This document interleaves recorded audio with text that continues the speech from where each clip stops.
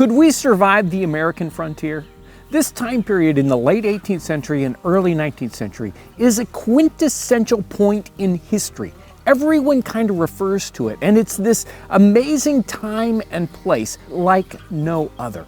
This area was critically important. It was just on the other side of the Allegheny and Appalachian Mountains. It was this rich, rich territory with lots of wildlife and untold wealth, but it was completely unexplored. It was an area where you would think thousands of people would want to rush to. But the reality is it was a very dangerous territory. It was almost impossible to survive. It took a special kind of person with special kind of equipment. It's a very beautiful environment with lots of mountains, with amazing forests. We have areas with large cane breaks and open areas. But what are the difficulties? What are the dangers in this area? Because, if you talk about it like that, it sounds very idyllic. Well, it turns out that this area had hostile Native Americans in it. And the Native Americans, talking about that is very difficult because we see Native Americans as a monolithic block. They're all the same. But the reality in the 18th century was we had many different nations of Native Americans all over throughout this region. And their idea of culture and politics, how they interacted with each other, was very different from one nation to another. And it also had to do with whether we were at war at the time or not. So we could have a situation where the Native Americans might save your life or might take your life. People that are exploring and hunters are just as much of a danger to you in this frontier setting. It took a special kind of person to go into this environment. That means that the other people that you're going to be interacting with, the other explorers and hunters, they're cut from a different kind of cloth. They have to be a special kind of scoundrel to want to go out of these civilized areas and into this very primitive, rugged area. And so they themselves become dangerous to each other. Some of the most famous characters that we know of this time period, like Daniel Boone, have a very, very good character. They come off in history as kind people. But there are many that go into this and they have no ethics whatsoever. They are out for anything they can get. And Nicholas Creswell, in his journal, he speaks of all of these people on the frontier as raggedy scoundrels, worthless people. There's a point in Nicholas Creswell's travels where they are most of the way back into the wilderness and he has had a falling out. It's been getting worse and worse, and there's a point where they just snap and they go to their guns. They are ready to fight it out. Luckily, other men in the group have cooler heads and it doesn't come to blows, but it was very dangerous at that situation. And you can kind of hear or read between the lines in the entire journal how everything was just on edge the entire trip. These men were ready to snap because of the dangers around them and the personal difficulties they had. It's not just people we have to worry about, but in this beautiful environment, it's filled with dangerous beasts. Now that's part of the riches, but it's also a great danger. One of the biggest herds of animals that goes through this area are bison. North American bison, or buffalo as they're talked about in the time period, there are thousands and thousands of these animals. They are huge, they are difficult to kill, and they can kill you by stampede or goring you. And there was a time where Nicholas Creswell, they're sleeping by the river, and some of them are sleeping in canoes and some of them are on land, and a giant herd of buffalo comes stampeding through in the middle of the night. They smash one of the canoes to smithereens. No one is hurt, but some people were sleeping in one of the canoes and they could have easily been killed, but everyone comes through safely. And buffalo can be extremely difficult to kill. At one point in the journey, they are very, very hungry and they find this buffalo who's swimming in the river and they're in a canoe. They grab onto his tail and it pulls the canoe through the water. They shoot at the buffalo multiple times, and yet the buffalo still has all the strength to be able to swim to shore and run away. We have cougar and mountain lion, wildcats in the region. So There are lots of dangerous wild animals that we have to consider constantly. Rivers are one of the things that make this region so explorable, but they're also a great danger. The danger of drowning as you are exploring. In Daniel Trabu's journal, he speaks of a time when they are moving families with keelboats. And one of their keelboats strikes a hidden rock or a sunken log, and it begins to sink almost immediately. And luckily they were able to swing the stern of the keelboat to the bank of the river, and everyone escaped with their lives, but they lost most of their goods. This is happening all the time, and sometimes they're traveling by canoe at night down the river. And you can imagine some of these rivers are huge and have a large quantity of current. So they're taking their lives into their hands whenever they're traveling like that. One of the things we have now that they didn't have then was any kind of modern medicine, and specifically antibiotics. It's difficult to spend any quantity of time in a wilderness setting like this without hurting yourself, at least a little bit.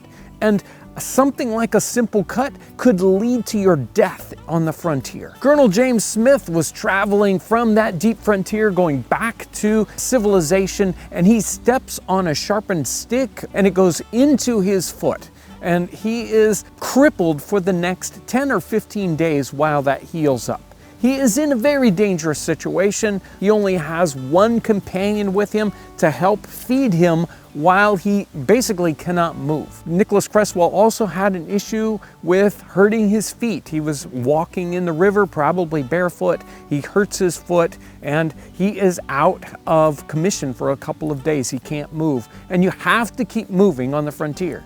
One of the greatest dangers is exposure on the frontier. You have to have the right kind of shelter. And being in something like torrential rains for days at a time or cold weather is very dangerous. Creswell speaks of multiple times where they're in an environment where they really don't have any protection at all. It's been raining for days at a time and they're just sort of hiding out underneath logs or whatever they can do to stay out of the rain.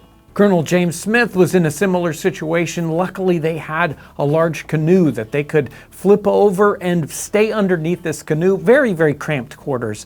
There are also situations like this cabin where they would make very, very quick and easy structures to stay alive on the frontier. A cabin like this might only last you a couple of weeks, or you might leave it up for several different years to go back to as you go back into the frontier. There were people that stayed on the frontier over the winter, and a cabin like this was the only way to survive in the winter in the frontier. Cabins could also make you a target for hostile people. So there were other kinds of structures that you could find, places to hide that were found areas, something like a cave, or there are several references to people hiding out in giant hollow trees and using them as a place to live for months at a time.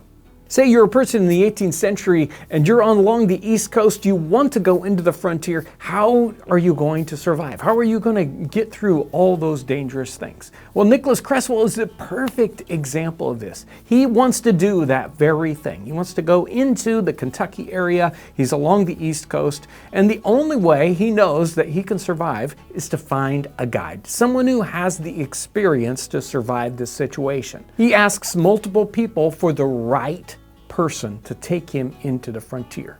And he does find a guide, someone who knows not only how to survive in that situation, but how to build the canoes it's going to take to get there. So how do you get the experience to survive in the wilderness, to be a guide? Well, Colonel James Smith is a great example of that.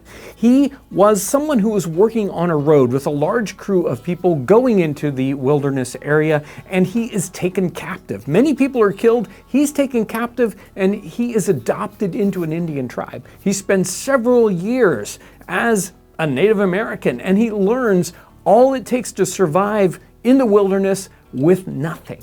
A guide is also going to help you not only with losing your way, but dealing with the people that you're going to find along the way. And a good guide knows how to interact with Native Americans. In the second trip that Nicholas Creswell goes into the wilderness, he takes just one other person with him, a guide, and that guide is specifically to help him trade with the Native Americans. He knows how to speak the language, what their culture is like, how to sell things to them, and how to survive with them, how to interact with them. Even if you have the right shelter and you have the right guide, you still have to have the right equipment if you're going to survive in the wilderness. No one goes into the wilderness without a gun. Guns are what keeps you alive and helps you hunt and feed yourself in the wilderness. They had rifles and muskets. Now, a rifle or a musket in the time period is actually a very, very simple and fairly sturdy weapon. But they had a very delicate little lock structure. This little lock structure with multiple springs and screws could be easily broken. You'd have to have some little tools to make sure you could fix your gun in the frontier. And your gun without powder and without lead, again, is useless. It's nothing more than a club. Your next most important tool will be a knife, probably a fixed blade belt knife. A belt knife is going to help you build a shelter. It's going to help you take care of your food by skinning out animals, and at times it might be your only means of defense. You can tell how important a knife was. There was a particular circumstance where there was Bigfoot Spencer, and he was in Tennessee. He had one person with him, and they decided to split up. One of them was going to go back into civilization. Bigfoot Spencer was going to stay there in Tennessee, but they only had one belt knife. They knew that one person without a belt knife probably wouldn't survive. They took their one knife, they broke it in half so that each person would have a piece of a knife. Part of your equipment is your clothing, and you had to have a special kind of clothing as you go into the frontier. Regular clothing that you would wear as a farmer or as someone on an East Coast town would not hack it on the frontier. Your clothing would basically fall apart, especially shoes.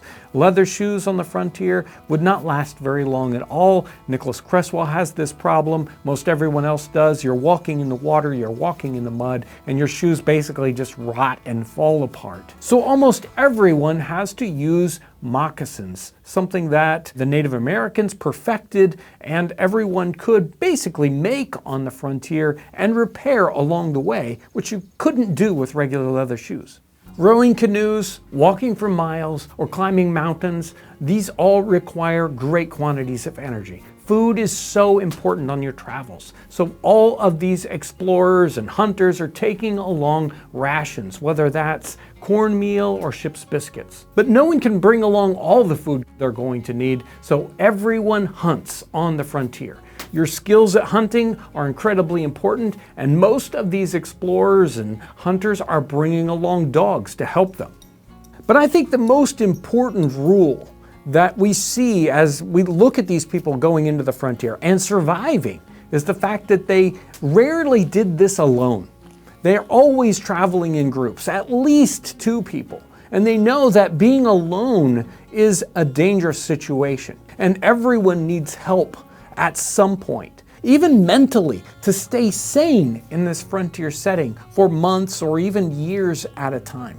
The most important factor of survival was their mindset in that time period. They understood what it would take to survive, the equipment they would need, the guides they would have to have, the knowledge, and even the emotional ideas. Many people did this, but the reality is the vast majority of people would never have put themselves in that situation in the first place. It took that special kind of person with that special mindset to be able to go into that frontier and survive. So the question is, could we as people today go back and survive the American frontier? I think if we have the right mindset, if we had the guides and the equipment, that we could definitely survive the frontier. Those people back then, they were just regular people. They were not superheroes. They weren't 10 times stronger than we are. These were just ordinary people that had the desire and the willpower to overcome this extraordinary challenge.